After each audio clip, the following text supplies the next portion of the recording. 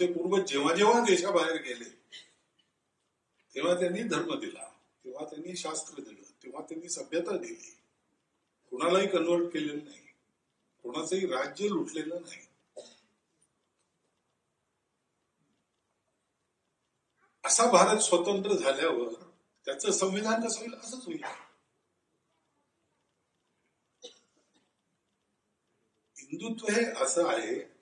सावरकरांनी सुद्धा हिंदुत्व पुस्तकाच्या शेवटी म्हटलं ते अगदी बरोबर आहे.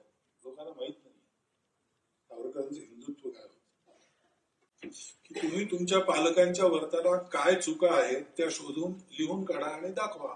होमवर्क. हे नाही शिकवत आपल्याकडे. आपण आपल्या दुसऱ्यांचे गुण पाहतो. दुर्योधनाला सुद्धा सुयोधन म्हणणारा युधिष्ठिर होता.